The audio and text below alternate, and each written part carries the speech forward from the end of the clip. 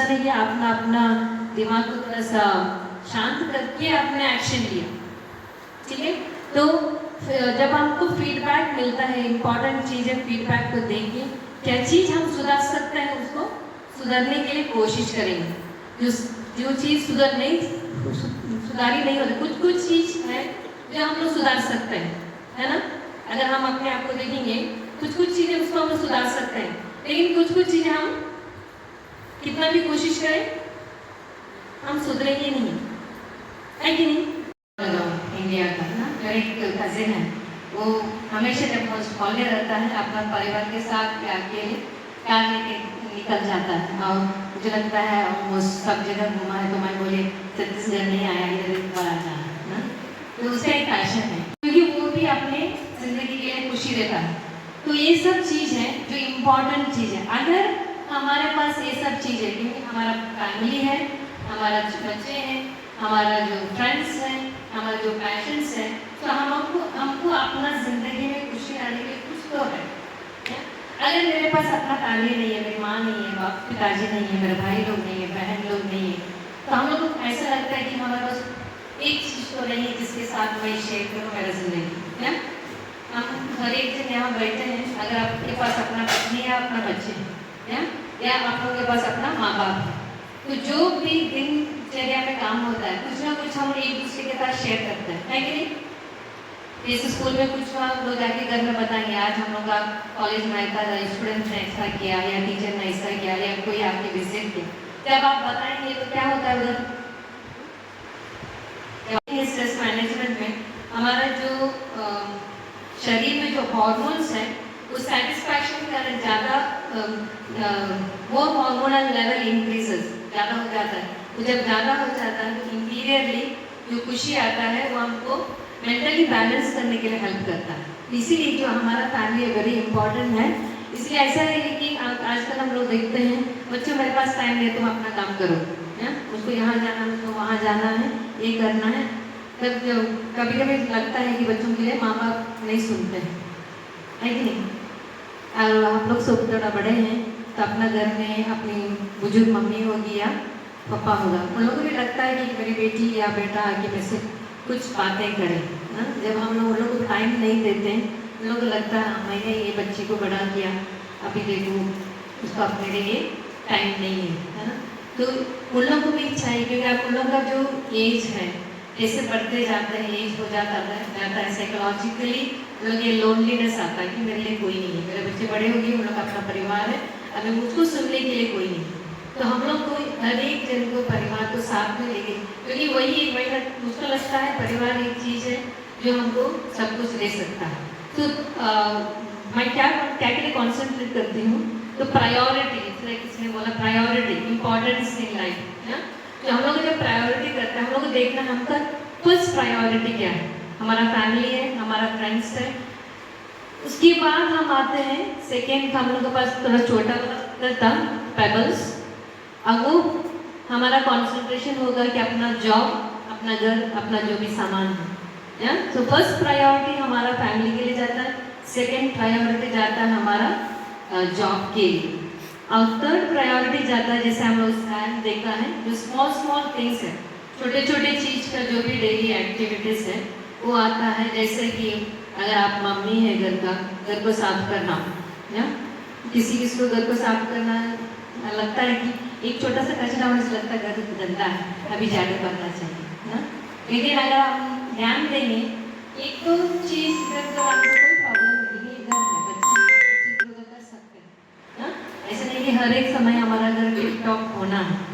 वैसे जब छोटा छोटा चीज़ है, मेंटल सोशल स्पिरिचुअल वेलबींग, मतलब हम फिजिकली वेलबींग हो, फिजिकल मेंटली हेल्दी हो, साइकोलॉजिकल भी हेल्दी हो, स्पिरिचुअली भी हेल्दी हो, क्योंकि हम लोग को भी भगवान के साथ जुड़े रहना है, इम्पॉर्टेंट है। तब हमारा पूरा होल लाइफ अच्छा हो जाता है ना। So these are the benefits of maintaining that life.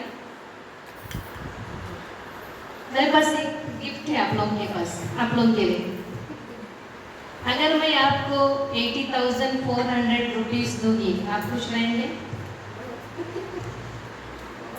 बहुत खुश हो जाएंगे। और उसको कैसे यूज़ करेंगे? जो सकता परक चीज़ होगी उसको पहले यूज़ करेंगे, जो सकता परक चीज़ होगी उसको पहले वो करेंगे, यूज़ करेंगे। या अब आने वाले दिनों में जो भी करना है उस पैसे से हम लोग यूज़ करेंगे, है 24 आवर्स हम लोग के पास है। 24 आवर्स को 60 मिनट्स में मल्टीप्लाई कीजिए और 60 सेकेंड में मल्टीप्लाई कीजिए, आपके पास रहेगा 86,400 सेकेंड्स, है ना हम लोग के पास। और वो है टाइम। तो हम लोग के पास इतना बड़ा खजाना है टाइम, जो इम्पोर्टेंट है, लेकिन हम कभी उसमें ध्यान नहीं देते हैं, इसीलिए हमारा सब कुछ उतल पुतल होता है ना। अगर इसको देखेंगे, nobody is too busy, it's just a matter of prioritizing। कोई भी इतना बिजी नहीं है, जस्ट हम अपना काम को थोड़ा प्रायोरिटाइज करेंगे। हमारे पास कुछ टाइम है दूसरों को देने के लिए। हमेशा जब मेरे लिए फ़ोन आता है, जो भी फ़ोन कर, सिस्टर आप बिज़ी हैं क्या, फर्स्ट क्वेश्चन है। तो अगर उनको लगता है, अगर मैं बोलती हूँ हाँ बिज़ी हूँ, हाँ सिस्टर ठीक है बाद में फ़ोन करेगा, वो बाद में वो फ़ोन कभी नहीं आता है, क्योंकि मैंने ऑलरेडी बोल दिया मैं बिज़ी हूँ। तो ऑटोमेटिकली क्या हो जाता है, मैं एक फीडबैक देती हूँ बाकी लोगों की, मैं हमेशा बिज़ी पर्सन हूँ, है ना। तो मेरे पास कोई नहीं रहेगा कि जिसके पास मैं बात करूँ, या शायद किसी को मदद चाहिए था और मैंने बोला बिज़ी हूँ और मैं वो मदद नहीं कर पाई, तो बाद में मुझको ही रिग्रेट लगेगा कि ओके मैंने इसको बोली, इसलिए बच्चे मुझसे आजकल नहीं आते हैं। कभी कभी मुझको लगता है, मैं बच्चों को बोलती हूँ नहीं आना अभी, मैं बहुत बिज़ी हूँ, बाद में मैं रियलाइज़ करती हूँ मुझको ऐसा नहीं बोलना चाहिए था, है ना। क्योंकि शायद बच्चों ने एक बार मेहनत की कोशिश किया होगा, चले जाके सिस्टर से कुछ बोलेंगे, और मैंने तुरंत नहीं बोले, तो बच्चों को लगता है नेक्स्ट टाइम कैसे जाएं, किसी के पास टाइम रहेगा कि नहीं रहेगा, है ना। तो हम हर एक टीचर्स को एक इम्पॉर्टेंट चीज़ है, आजकल के बच्चों के पास बहुत सारा प्रॉब्लम्स है, हर एक मिनट उन लोगों के पास प्रॉब्लम्स है। अगर हम जब क्लास लेते हैं, बच्चों को आइडेंटिफाई नहीं कर पाते हैं, कम से कम जब बच्चा आपके पास आता है, आप उसका रिजल्ट देखते हैं या उसका आउटपुट देखते हैं, आपको बच्चों को टाइम देगी। शायद आज मैंने 10 मिनट दिया या 15 मिनट दिया, कल वो बच्चा बड़ा होने के बाद सोचेगा ये टीचर ने मुझको मदद किया था, उसके कारण मैं आज इस I have reached this stage of my life, है ना। अगर हम भी अपने आप को देखेंगे, हमारे ज़िंदगी में कोई ना कोई होगा जिसने हमको थोड़ा सा मदद किया, ऐसा करो बेटा, ऐसा करो, या ऐसा करने से ठीक लगेगा, किसी ने कुछ तो बोला होगा और हमने वो बात को सुना और उसको फॉलो किया, और वो फॉलो करने के बाद शायद मैं यहाँ पर पहुँची हूँ, इस पद तक पहुँची हूँ। तो हम लोग को भी लगता है, या उसके कारण मैं हूँ, पूरा नहीं हो सकती, एटलीस्ट 5 to 10%, है ना। तो हमारे पास जब बच्चे रहते हैं, हम लोग को भी ये चीज़ इम्पॉर्टेंट चीज़ है, हम अपना टाइम को थोड़ा बहुत, हमारे पास जो कॉलेज स्कूल आप लोग कॉलेज आते हैं 8 बजे से कितना बजे तक, जो भी टाइम है, कम से कम हर एक बच्चे से बात करने के लिए कोशिश करें, ताकि उसका भी तकलीफ जान जाएंगे। अगर उसका तकलीफ नहीं जानेंगे, हम लोग क्या करेंगे, हम लोग अपना तरीके से बच्चों को ट्रीट करेंगे, या शायद डांटेंगे, शायद क्लास से बाहर डालेंगे, या शायद इम्पोजिशन देंगे, और उसका बैकग्राउंड हम नहीं जानते हैं, तो क्या होता है, बच्चों का और बर्डन हो जाता है ना। जब लाइफ बर्डन होता है, बच्चों को भी वो स्ट्रेस मैनेजमेंट नहीं कर पाते हैं, इसलिए भी बहुत सारे बच्चे अपने आप को आजकल देखेंगे, बहुत सुइसाइडल रेट बहुत हाई है। अभी सितंबर 10 को सुइसाइडल प्रिवेंशन डे को मनाएं, तो अगर देखेंगे कि सुइसाइड रेट बहुत बढ़ गया है, स्पेशली स्टूडेंट चिल्ड्रन, आजकल बुजुर्ग लोग भी सुइसाइड कर रहा है। अगर हमारे हॉस्पिटल में हम लोग एक बार बोल रहे थे कि हम लोग क्यों टाइम वेस्ट करते हैं, ये चीज़ भी इम्पॉर्टेंट है, क्योंकि आजकल का ज़माना है, सबसे ज़्यादा के पास मोबाइल है ना, और हम हमेशा हर एक मिनट मुझे लगता है ना, सबको पकड़ लिया है रोग, या इसी में बोल रहे सबको पकड़ लिया है, लेकिन अभी हम लोग पूछेंगे अपने आप को, इम्पॉर्टेंट है पकड़ना ना, बिना इससे भी हम लोग ने जिंदगी चलाया है, सबने चलाया, शायद एक दो जन जवान लोग शायद जन्म लेते ही शायद मोबाइल पकड़े होंगे, मुझे नहीं पता, मैं फेस देख के बता रही हूँ, लेकिन मैं देखो अपने ज़माना को हम लोग के पास मोबाइल नहीं था। हाँ, आगे उधर और कोई बुजुर्ग लोग होंगी 50 से ऊपर, कोई है 40 से ऊपर, 40 से ऊपर है, शायद 40 से ऊपर भी हम लोग ने मोबाइल कभी नहीं देखा था। मोबाइल शायद हाथ में आया होगा। मैं सोचती हूँ मेरे हाथ में मोबाइल में आया जब मैं एमएससी करने गई थी, वो है 2007 जब मैं एमएससी करने गई, उस समय मेरा हाथ में छोटा सा मोबाइल आया था। उस समय तक बिना मोबाइल से भी काम चलता था। उस समय शायद बीएसएनएल से फ़ोन चलता था, लेकिन उतना वो ये नहीं था। लेकिन आजकल हम इस ज़माने में हैं non work related internet surfing. शायद ये चीज़ हम हर एक जन बहुत ज़्यादा यूज़ करते हैं। आजकल बोलते हैं सब कुछ नेट में मिलता है ना, सब कुछ मोबाइल में मिलता है, तो हम लोग उसी में सर्च करते हैं। लेकिन अपने आप को देखने से आर वी रियली सर्चिंग? जो हमको चाहिए कि जस्ट हमको व्हाट्सएप देखना है, इंस्टाग्राम देखना है या फेसबुक देखना है, इसके मोबाइल रखना है ना, रील देखना है, ये सब चीज़ आजकल कॉमन है ना। तो हम लोग एक्सक्यूज करते हैं, बाकी लोग पूछ रहे हैं आप लोग क्यों मोबाइल लेकर बैठे हो? हाँ मैम हम खोज रहे हैं, सारे कंटेंट खोज रहे हैं, लेकिन हम लोग कंटेंट नहीं खोज रहे हैं। हम लोग क्या कर रहे हैं? नॉन रिलेटेड इंटरनेट सर्फिंग बहुत करते हैं। मम्मी लोग भी, आप बच्चों को पूछो क्या कर रहे हो, मोबाइल से क्यों खेल रहे हो? ना मम्मी आज टीचर ने होमवर्क दिया है, मोबाइल से डाउनलोड करना है, उसमें करना है। क्योंकि ये आजकल जमाना हो गया, हम बहुत टाइम वेस्ट करते हैं नॉन रिलेटेड वर्क सर्फिंग में। शायद वो आपको अपना काम करने के लिए कंसंट्रेशन नहीं देता, या हम लोग को लगता है कि या व्हाट्सएप का सब मैसेज रिप्लाई करना ही है, फेसबुक का सब मैसेज रिप्लाई करना है, जरूरी नहीं है। मैं आप लोगों को बता रही, मेरी एक दोस्त है अमेरिका में, हम लोग दोनों ने नर्सिंग साथ में किया और वो अमेरिका में है। वो कभी मेरी मैसेज एक भी रिप्लाई नहीं करती है। तो लास्ट टाइम जो आई थी उस समय मैं उसको मिलने गई, मैं मेरा छुट्टी के लिए जब गई थी तो वो भी उस समय छुट्टी के लिए आई। बहुत रेयर हम लोग मिलते हैं। तो बोली मुझको, सिस्टर मैं अपना टाइम ये व्हाट्सएप में सब वेस्ट नहीं करती, अगर इम्पॉर्टेंट है मैं अपना मम्मी को बताती हूँ ये कर दीजिए, ये कर दीजिए, उससे ज़्यादा नहीं। अमेरिका में रहती है फिर भी अपना टाइम मोबाइल में स्पेंड नहीं करती है, मैसेज करके या बात करके या फ़ोन करके। और वो जब उसने मुझको बोला था, मैं अपने आप कुछ बोल देख रही थी, बाप रे कितना टाइम मैं सबको रिप्लाई करके, या कुछ चीज़ें वेरी इंपॉर्टेंट है, मैं नहीं बोल रही हूँ इम्पॉर्टेंट नहीं है, या कुछ चीज़ इंपॉर्टेंट है हम लोग को रिप्लाई करना है, जैसे प्रिंसिपल रहेगी, वाइस प्रिंसिपल रहेगी या इंचार्जेस रहेंगे, हम लोग को करना ही है। लेकिन ऐसा कुछ चीज़ है हम लोग को सब कुछ रिप्लाई करने की ज़रूरत नहीं है। इट्स इम्पॉर्टेंट कि हम नेटवर्क को बंद करके कुछ देर रखें, ताकि हमारा भी अटेंशन कंसंट्रेशन होना है, नहीं तो क्या होता है अटेंशन पूरा डाइवर्ट हो जाता है। सेकेंड चीज है constantly checking the social media. Social media जिसमें बताइए फेसबुक, इंस्टाग्राम, हर एक चीज हम लोग को जानना जरूरी पड़ता है ना। आज अंबिकापुर में क्या हुआ, आज रायपुर में क्या हुआ, अब आज दिल्ली में क्या हुआ, जानना जरूरी है। हा? आप जान के क्या करोगे बताइए? ठीक है, अंबिकापुर में कुछ लड़ाई हुआ, आपने व्हाट्सएप में देखा, आपने उसके बाद क्या किया? वो लड़ाई को बंद करने के लिए आपने कुछ किया? कुछ मदद की? नहीं। आपने कुछ न्यूज़पेपर में मैसेज लगाया ये चीज़ अच्छा नहीं है, यहाँ हुआ था, कुछ की? नहीं, कुछ नहीं किया। तो क्या फ़ायदा है हम लोग टाइम वेस्ट करके, है ना? एक सोशल मीडिया में हम लोग बहुत टाइम वेस्ट करते हैं। Checking text messages, WhatsApp and emails, ये सब उसी में आता है। अननेसेसरी मीटिंग्स, अननेसेसरी मीटिंग्स मतलब इनफॉर्मल मीटिंग्स। कुछ मीटिंग्स इंपॉर्टेंट है, हम लोग साथ में आए, ज़्यादातर हम लोग जब साथ में आते हैं क्या करते हैं? लेडीज गॉसिप करते हैं, और आप वो भी करती हैं। किसका बारे में बातें करते हैं? अपने बारे में? मैं कुछ नहीं पता, क्योंकि मैं ज़्यादा ऑर्गेनाइज्ड और doing things manually and interruption.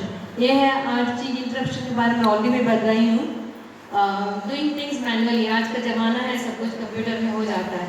अभी AI आया है और आसान हो गया है कि नहीं। आजकल बच्चों को ज़्यादा बुक टेक्स्ट बुक यूज़ करने की ज़रूरत नहीं है। अभी परप्लेक्सिटी है, ChatGPT है, रेफरेंस के साथ आपको मिलेगा कंटेंट जो चाहिए या। तो बच्चे लोग भी ज़्यादातर बुक खरीदने नहीं जाते, क्योंकि स्पेशली परप्लेक्सिटी AI में आपको मिलेगा सब कुछ विद रेफरेंस। तो कौन सा बुक्स है आपने यूज़ किया है उसके साथ आप पढ़ सकते हैं। तो ज़माना बदल गया है, तो हम लोग को ज़्यादा टाइम लिख के सब वेस्ट करने का ज़रूरत नहीं है, हम उसको कम कर सकते हैं। तो ये आज चीज़ है, हम टाइम कैसे वेस्ट कर सकते हैं। अभी हम आएंगे how to manage the time. तो हम लोग के पास 10 स्टेप्स है कैसे हम टाइम मैनेज कर सकते हैं, ठीक है।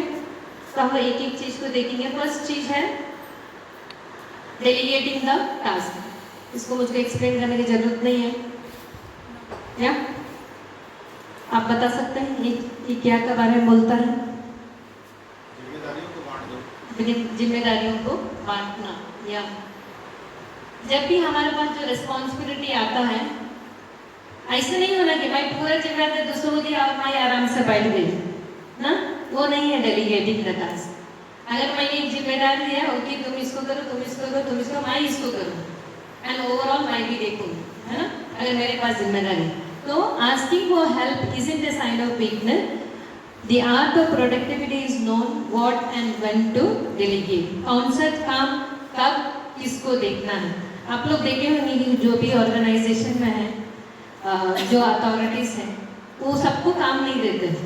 वो देखते हैं हमेशा कि कौन कर सकता है, कौन जिम्मेदार है, कौन रेगुलरली है, कौन सुनते हैं बात, वो सब चीज़ कंसिडर करके काम डेलीगेट करते हैं, है ना।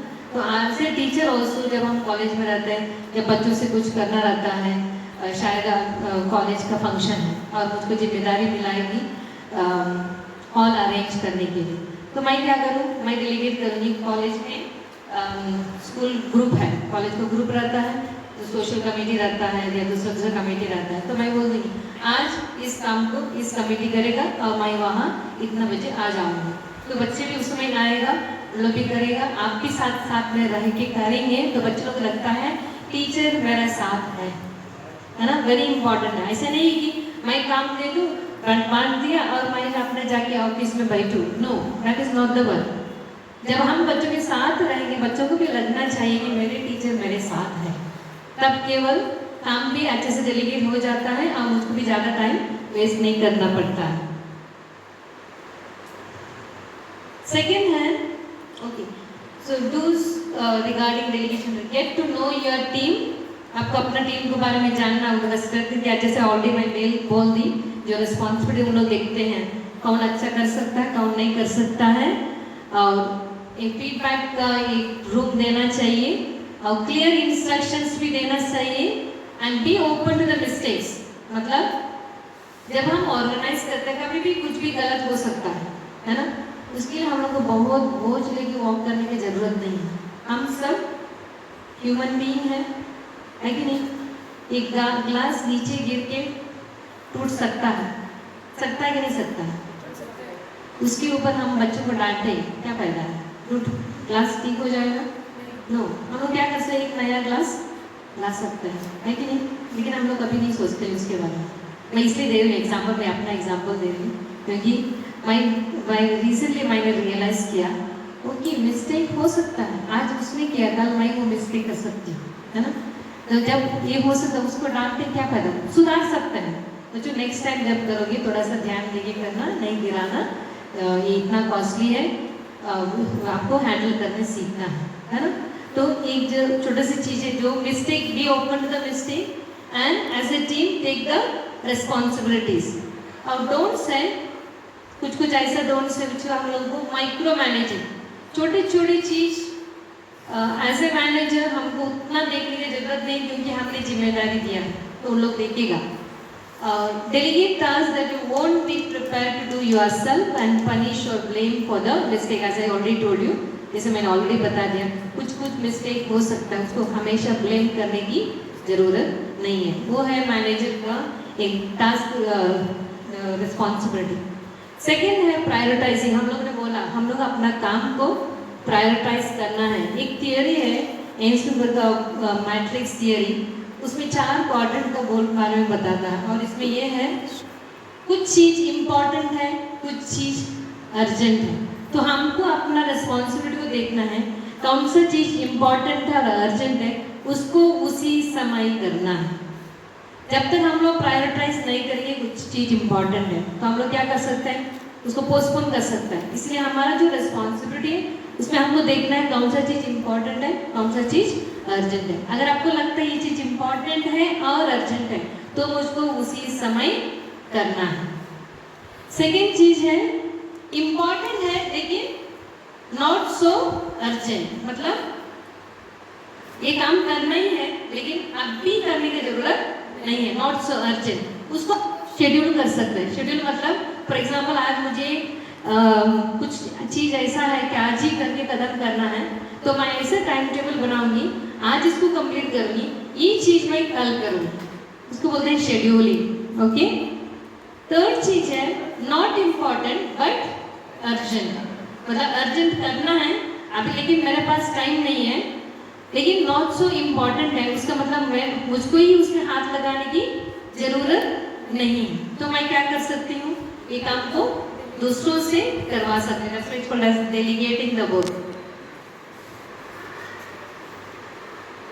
और फोर्थ चीज है नॉट इम्पॉर्टेंट और नॉट अर्जेंट, या इम्पॉर्टेंट भी नहीं है अर्जेंट भी नहीं है, उस चीज हम लोग अपना से निकाल सकते हैं। एलिमिनेट मतलब रिमूव, उसको करने की जरूरत नहीं है। कुछ कुछ चीज है इम्पॉर्टेंट नहीं है, जैसे कि ओके संडे हो गया, उसको मेरा बच्चों के साथ और हस्बैंड के साथ टाइम बिताना है, और किसी ने कॉल किया हेलो आज कुछ टाइम दे सकता है, तो मुझको सेकंड क्वेश्चन पूछा इमरजेंसी है क्या, अगर इमरजेंसी है बताइए, आप बोलते हैं नहीं इमरजेंसी नहीं, मैं ऐसी कॉल की सोची तो आके मिलूंगी, और आपको लगता है इम्पॉर्टेंट नहीं है अर्जेंट नहीं है, आप उसको बोल सकते हो कि नेक्स्ट टाइम ना, नेक्स्ट टाइम देखेंगे अगर टाइम रहेगा तो, क्योंकि वो इतना इम्पॉर्टेंट भी नहीं है इतना अर्जेंट भी नहीं है, क्योंकि मेरा इम्पोर्टेंस किसी दूसरे चीज़ में है। ये समझ में आया, ये था प्रायोरिटाइजिंग। वेरी इंपॉर्टेंट जिंदगी में है कि मुझको सुबह से शाम तक मैं क्या करूँगी उसको प्रायोरिटाइज करना है। नेक्स्ट है create a schedule. Creating a schedule मतलब क्या है, as I already told you, morning में 5 बजे उठूंगी या उठूंगा, 5:30 बजे तक रेडी हो जाऊंगा, 5:30 बजे से 6 बजे तक वॉकिंग करूंगा या एक्सरसाइज करूंगा, या 6 बजे से 6:30 बजे मेरा जो प्रेयर्स है या भगवान के साथ जो भी करना, टेम्पल जाना, चर्च जाना या बाइबल रीड करना या गीता पढ़ना है सो करूँगी। उसके बाद आधा घंटे के बाद मैं ब्रेकफास्ट करूँगी, ब्रेकफास्ट के बाद मैं कुछ टाइम मेरा क्लास के लिए प्रिपेयर करूँगी। तो we are scheduling, every minute we are scheduling, very important है। हर एक 15 मिनट्स में मैं नेक्स्ट 15 मिनट क्या करूँगी, क्या अचीव करना चाहती हूँ, क्या कौन सा चीज़ इम्पॉर्टेंट है, कौन सा चीज़ जरूरी है करने के लिए, किसको मिलना है, हम लोग को प्रायोरिटाइज करना है, शेड्यूल बनाना है। What ever is your daily routine, you should have a your complete day schedule on A calendar. Okay. अगर हम अपने आप को देखेंगे, अगर हम अपने आप को देखेंगे, शायद हम लोग का मुझे लगता है मैं और हमारा टीचर्स हैं संडे सब ऐसे ही जाता है, एक्सेप्ट मे बी विनीता के पास बच्चे हैं और उसका बहुत सारा शेड्यूल है।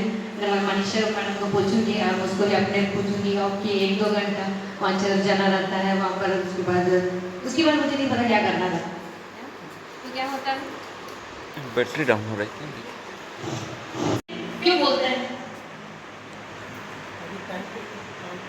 टाइम पे काम हो जाता है। तो हम अगर बच्चों, हम भी कॉलेज में हम लोग बच्चों के साथ बहुत सारा असाइनमेंट्स है, 6 मंथ कर रहा है आजकल का सेमेस्टर वाइज प्रोग्राम है, इतना टाइट शेड्यूल है, 2-3 सब्जेक्ट को छोड़ा था, प्रैक्टिकल रहता है, थियरी रहता है, इधर क्लास में भी क्लास अटेंड करो, उधर हॉस्पिटल में जाके बहुत सारा काम करो, प्रोसीजर्स करो, वाइवा दे दो, उसके बाद एग्जाम ले लो, बहुत सारा चीज़ एकदम टाइट शेड्यूल रहता है। अगर हम डेडलाइन नहीं करते हैं, जो बच्चे डेडलाइन लेके अपना काम करते हैं उन लोग का लास्ट मोमेंट उनके पास बहुत टाइम रहता है कि पढ़ने के लिए। अगर बच्चों ने डेडलाइन फॉलो नहीं की तो क्या होता है, पूरा पोस्टपोन करते करते करते उन लोग रख देते हैं। जब एग्जाम का टाइम आता है क्या करते हैं, बिना असाइनमेंट करके एग्जाम नहीं है, हम लोग ऐसा है बिना प्रोसीजर कंप्लीट करने के एग्ज़ाम नहीं है। फॉर्म फिलिंग करने के लिए हम लोग नहीं देते, क्योंकि इम्पॉर्टेंट है ये सब चीज़। इंडियन काउंसिल का रूल्स एंड रेगुलेशंस है कि बच्चों को पूरा कंप्लीट होकर ही एग्ज़ाम लिखना है। तो जब हम बच्चों को डेडलाइन नहीं देते हैं, बच्चे स्ट्रेस में आ जाते हैं, उसके बाद एग्ज़ाम का तैयारी नहीं हो जाता है, तो रिजल्ट भी उतना अच्छा नहीं आता है। तो हम लोग भी अपना जैसे टीचर हैं, हमको अपना शेड्यूल बनाए, क्योंकि मेरा ये सब्जेक्ट है और मैं सोचती हूँ मेरा बच्चों से ये सब असाइनमेंट करना है, तो मुझको पहले ही साल शुरू होते समय हम सब बैठ के अपना करिकुलम बनाते हैं, है ना, लेसन प्लान बनाते हैं। तो हम हर एक जब वो ये एक चीज़ इम्पॉर्टेंट है कि अपना डिपार्टमेंट में जो भी असाइनमेंट है, इस महीना में इस असाइनमेंट, इस महीना में इस असाइनमेंट, इस असाइनमेंट, इस असाइनमेंट, उसका शेड्यूल बना के बच्चों को देना है, ताकि आपको भी ओवर बर्डन ना हो, बच्चों को भी ओवर बर्डन ना। क्योंकि अगर आपको 5 असाइनमेंट करना है, आपने 5 महीना में उसको डिवाइड किया है, तो आपको भी करेक्ट करने के लिए आसान हो जाता है। उस महीना में एक असाइनमेंट बच्चों ने, में भी आपके पास 50 बच्चे आपने करेक्ट किया। जैसे मैंने बताया, एक महीना के लिए एक असाइनमेंट दिया है, उसको देखना है कि एक महीना में खत्म हुआ है और बच्चों को जो फीडबैक है उसको भी देख करके कंप्लीट किया। और नेक्स्ट है अटेनेबल। हम जो भी असाइनमेंट देंगे या शेड्यूल बनाएंगे, जो भी असाइनमेंट करेंगे या शेड्यूल बनाएंगे बच्चों के लिए, हम लोग को देखना है बच्चे कर पाएंगे कि नहीं। हाँ, ऐसा नहीं है कि मैंने एक असाइनमेंट दिया, उसको शायद लगेगा 2 महीना एक प्रोजेक्ट बनाने के लिए, कम से कम 2 महीना तो लगता है प्रोजेक्ट कंप्लीट करने के, और मैंने बोले 1 महीना में कंप्लीट करो। अटेनेबल है नहीं है, बच्चे नहीं कर पाएंगे, तो हमको देखना है वो। और है जो भी हम लोग ऑब्जेक्टिव्स करते हैं वो रियलिस्टिक होना चाहिए, है। रियलिस्टिक मतलब जो कर पाएंगे ना, ऐसा ऑब्जेक्टिव्स नहीं रखना चाहिए, वो बहुत मुश्किल है बच्चों के लिए। और है टाइम बाउंड, ऐसा मैं बोल दी टाइम बाउंड 1 महीना या 2 महीना, ये हम लोग को सेट करना चाहिए, वो है सेटिंग द डेडलाइंस।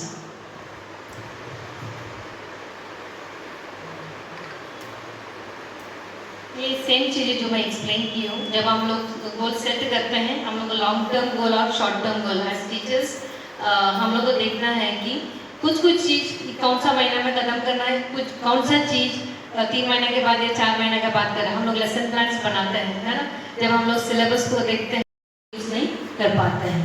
तो द मोस्ट वैल्यूएबल सोर्स अगर एक बार लॉस्ट हो जाता है, उसको हम लोग कभी वापस नहीं पा सकते हैं। जैसे कल संडे का या कल छुट्टी का दिन था, अगर मैं अच्छा हर एक मिनट हम लोग बहुत सारा चीज़ के ऊपर रिसर्च कर सकते हैं।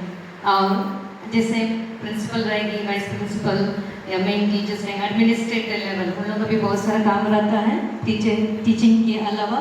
और हम सबको एक फैमिली का भी रिस्पॉन्सिबिलिटी है, या स्कूल का रिस्पॉन्सिबिलिटी केवल नहीं, घर जाने के बाद सोचना पड़ता है आज क्या पकाएंगे, स्पेशली लेडीज़ और बाकी लोगों को भी, और सुबह उठ के क्या नाश्ता बनाएंगे, कितना बजे पहुंचना है स्कूल, बहुत सारा फैमिली रिस्पॉन्सिबिलिटी, ये सब चीज़ हम लोग एक साथ लेके जाते हैं। या हम लोग केवल टीचिंग नहीं है, टीचिंग के साथ साथ बहुत सारा रिस्पॉन्सिबिलिटी हम लोग का रहता है। तो इफेक्टिव टाइम मैनेजमेंट, अगर हम टाइम को अच्छा से मैनेज करेंगे तो उसका आउटकम भी बहुत अच्छा रहेगा, हम लोग का स्ट्रेस भी कम रहेगा और हम लोग का वर्क बैलेंस भी रहेगा। आज हम लोग 2 टॉपिक के ऊपर थोड़ा सा ध्यान करेंगे, टाइम मैनेजमेंट और स्ट्रेस मैनेजमेंट। ये दोनों साथ साथ चलता है। अगर मैंने टाइम ठीक से मैनेज किया, हमारा जीवन में जो बैलेंस है वो भी ठीक से चलेगा। क्योंकि जितना हम टाइम मैनेजमेंट नहीं कर सकते हैं, उतना ही हम लोग का जो मेंटल स्टेटस है उसमें भी प्रभाव पड़ता है। जब मेंटल स्टेटस ठीक नहीं है तो ऑटोमेटिकली स्ट्रेस के रूप में, दूसरा जो चीज़ के रूप में हमारे ज़िंदगी से बाहर निकलता है स्ट्रेस, तो हम लोग स्ट्रेस भी मैनेज नहीं कर पाएंगे। तो इसलिए ये 2 टॉपिक जो हम लोग डील करेंगे, आप लोग देखेंगे कुछ चीज़ कंबाइंड रहेगा और कुछ एक्टिविटीज़ ऐसा रहेगा कि वो अभी सिस्टर ने बताया, मैडम भी बता रही है, चेयर से उठ के नीचे हॉस्पिटल में जाके उसको काम करेंगे। एज एडमिनिस्ट्रेटर बोल सकती है कि असिस्टेंट में वहाँ पर कुछ हो रहा है, जाके देख लीजिए, क्या आप कर सकते हैं, आप कर लीजिए।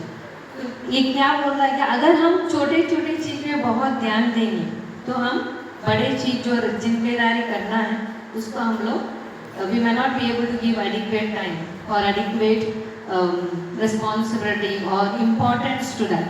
जितना इम्पोर्टेंस हम लोग बड़ी चीज़ को देना है उतना हम लोग नहीं दे पाएंगे अगर छोटे चीज़ में हम ध्यान देंगे। सो दिस ऑल, ये दिस एग्जाम्पल है, मैं छोड़ दूँगी। सो हम लोग अभी देखेंगे हम किस किस तरह से हमारा टाइम वेस्ट करते हैं। आप बोल सकते हैं किस किस तरह से हम लोग अपना टाइम वेस्ट करते हैं। आप लोग देखिए सुबह से अगर आप 5 साढ़े 5 बजे उठे हैं, अभी कितना बज रहा है? अभी 11 बज रहा है। आप अपने आप को देखिए, आँख बंद करके 2 मिनट देखिए, सुबह से 5 बजे उठे 11 बजे तक मैंने अगर टाइम वेस्ट किया है कि नहीं, एक बार अपने आप को देखिए, आँख बंद कीजिए और देखिए। मेरे आँख खोलेंगे तो आप मुझको देखिए। लोगों को मुझे नहीं पता, आप लोगों को पता है कि नहीं, नर्सिंग करने के लिए लगभग 4 साल के लिए मुझे लगता है 5 साढ़े 5 लाख तक रहता है खर्चा, है। तो माँ बाप को वो पैसा उठाने के लिए बहुत आसान, करने के लिए भी बहुत मुश्किल होता है। तो हम सिंपली क्या करना है, हम लोग देखते हैं हम लोग का बच्चों को, हम आजकल देखते हैं पहले जैसा उतना डेडिकेटेड नहीं है। तो हम लोग को बोलना पड़ता है बच्चों 7:15 हो गया, जाओ ड्यूटी जाओ।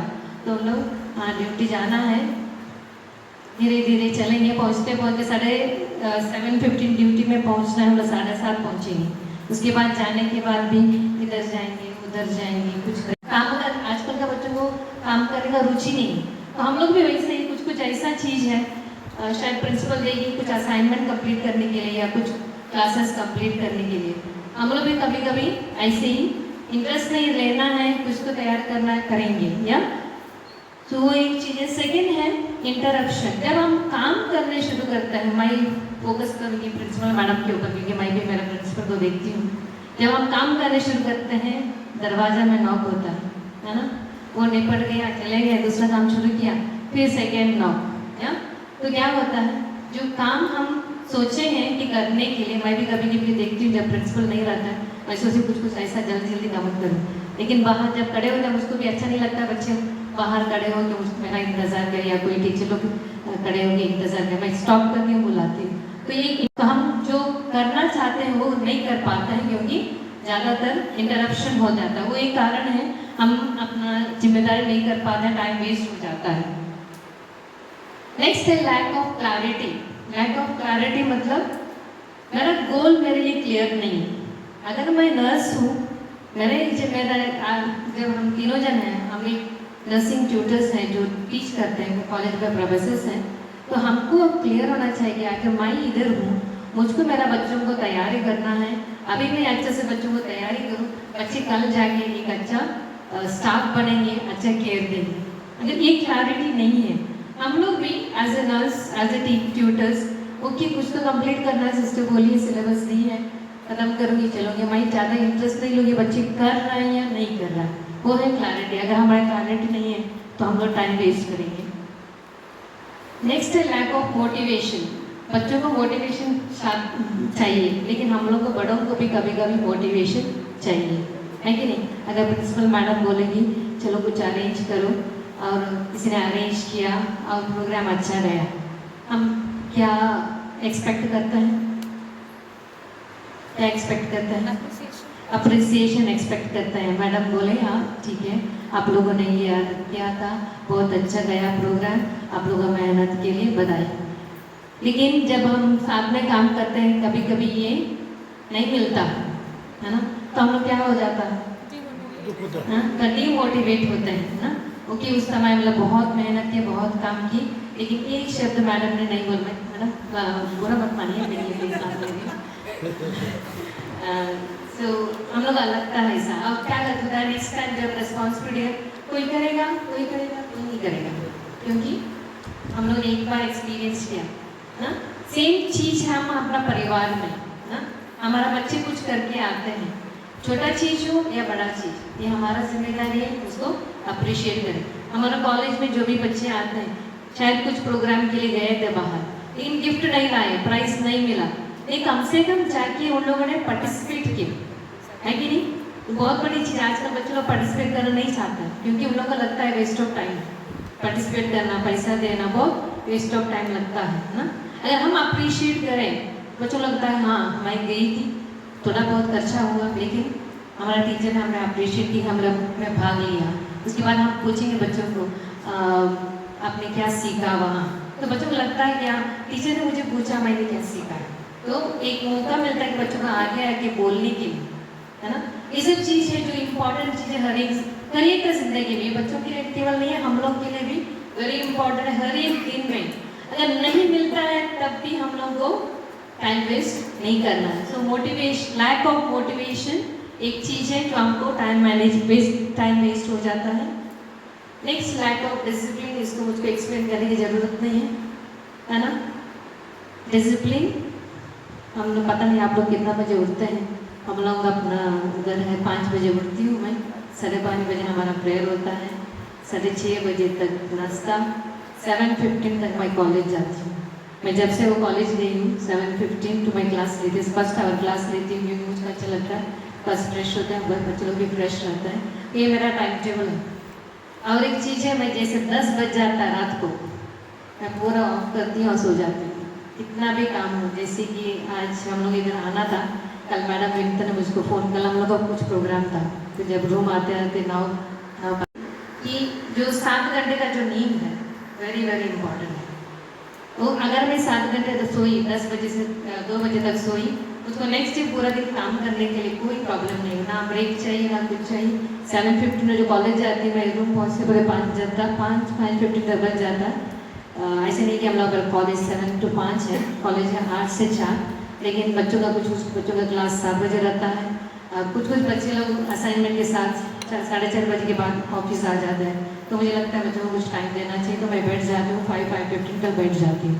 लेकिन मुझे ऐसा नहीं लगता कि माई पूरा टाइम वेस्ट करे। मुझे लगता है कि या मैंने थोड़ा सा डिसिप्लिन किया है, या वो डिसिप्लिन मैं फॉलो करूँगी तो मेरा भी काम अच्छे से हो जाता है, मेरा भी काम पाइल अप नहीं होता है। हम लोग जैसे कॉलेज में है, बहुत सारा असाइनमेंट देते हैं बच्चों को, पूरा करेक्ट करना पड़ता है। क्लास के साथ साथ असाइनमेंट भी देखो, उस असाइनमेंट के साथ साथ हॉस्पिटल में जाके बच्चों को सुपरवाइज करो, बहुत होता है। यहाँ अगर मैं सोचती हूँ कि उधर भी जाना है, ये भी करना है, वो भी करना है, मेरे पास टाइम नहीं है, बोले से टाइम नहीं मिलेगा। लेकिन अगर मैंने थोड़ा डिसिप्लिन के अनुसार टाइम की, मैं थोड़ा कभी कभी संडे भी 1-2 घंटा के कॉलेज में बैठ के असाइनमेंट कंप्लीट कर दी, क्योंकि मुझको अच्छा नहीं लगता है बच्चों का असाइनमेंट मेरा टेबल में 2 या 3 दिन से ज़्यादा मेरा टेबल में बैठे, क्योंकि अगर मैं लेट दे देती हूँ क्या होता है, बच्चों के लिए अपना असाइनमेंट कंप्लीट नहीं होगा, उन लोगों को भी देरी होगा, है ना। तो जब हम लोग डिसिप्लिन नहीं रखते हैं तो क्या होता है, पूरा काम पाइल अप होता है, उसके बाद हम लोग बहुत स्ट्रेस में आ जाता है। क्या हम लोग एक्सपेक्ट करते हैं ये हो जाए वो हो जाए, तो हम लोग से नहीं होता है, क्योंकि हमने पूरा पाइल अप करके रखा, तो पाइल अप करके रखा जो काम है तो मेरे ऊपर ही आ जाता है ना। नेक्स्ट है लैक ऑफ फीडबैक, ये भी इम्पोर्टेंट चीज़ है। लैक ऑफ फीडबैक मतलब क्या है, कभी कभी बीच में हम लोग को जो हमने किया उसके बदले कुछ पता चले कि हमने कैसे किया है, इवैल्यूएट करना इम्पोर्टेंट है। आप लोग टीचर्स हैं, कभी अपना बच्चों से फीडबैक मांगते हैं, एक पेपर दे दीजिए और बोल दीजिए आप, शायद आपने अभी कौन सा महीना चल रहा है, सितंबर, आपने जुलाई में कॉलेज शुरू किया है, क्लासेस शुरू की जुलाई हो गया, अगस्त हो गया, सितंबर, 3 महीना हो गया। मैं कभी ऐसा कर रही हूँ, एंड ऑफ द ईयर बच्चों से फीडबैक मांगी, पॉजिटिव और नेगेटिव फीडबैक। या पॉजिटिव में लिखते हैं आपने क्या सीखा है और क्या अच्छा लगा, और नेगेटिव है आपको क्या अच्छा नहीं लगा, क्या इम्प्रूव हो सकता है। ये टीचर का भी हो सकता है, इंस्टीट्यूशन का होता है, एडमिनिस्ट्रेशन की भी हो सकता है, किसी का भी हो सकता है। ठीक है, समझ में आ रहा है। तो जब फीडबैक मिलता है उसका फायदा क्या है, काम में इम्प्रूवमेंट होता है। या तो फीडबैक में हम लोग को एक ये मिलता है कि मैंने क्या अच्छा किया, कमियां हैं थोड़ा बहुत, जिसको ट्रस्ट करते हैं बोलने से कोई प्रॉब्लम नहीं, लेकिन एक ग्रुप रहेगा, शायद आपको लगता होगा यार सब कोई हमारा कॉलेज वाले हैं, सब हमारे लिए, लेकिन सब हमारे लिए खड़े नहीं हो सकते। या आप लोग एक ही कॉलेज के होंगे, एक ही साथ होंगे, प्रिंसिपल बोलेगी सब हाँ बोलेंगे, बन जाता है तो काम भी पूरा नहीं होता है।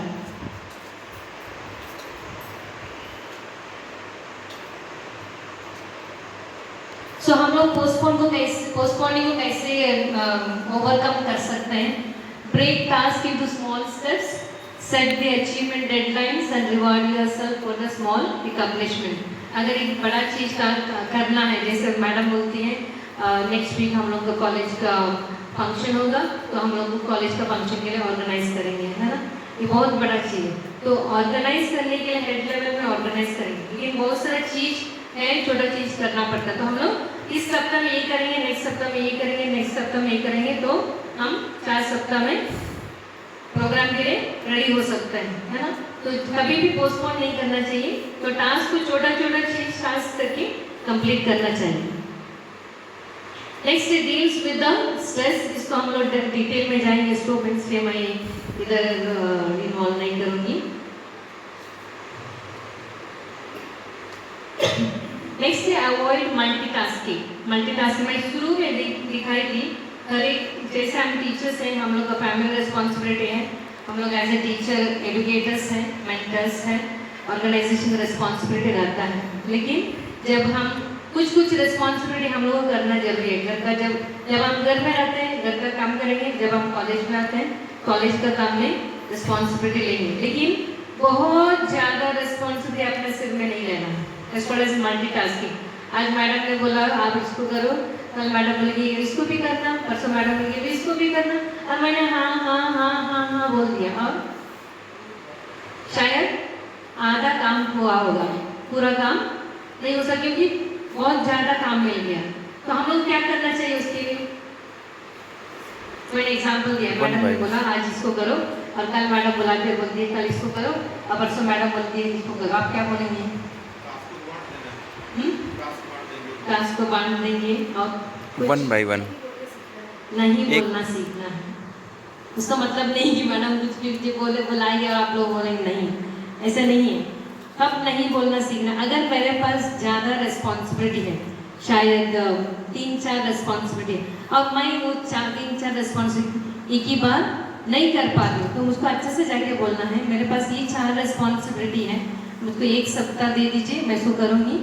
अगर हो सकता है मैं नेक्स्ट वीक कर पाऊँगी आपने जो दिया है, अगर नहीं हो सकता प्लीज़ दूसरों को दे दीजिए। ये बोलना सीखना है, लड़ाई करना नहीं, इसमें लड़ाई नहीं है, ये बोलने के लिए सीखना है ना, अच्छे से बोलने के लिए सीखना है।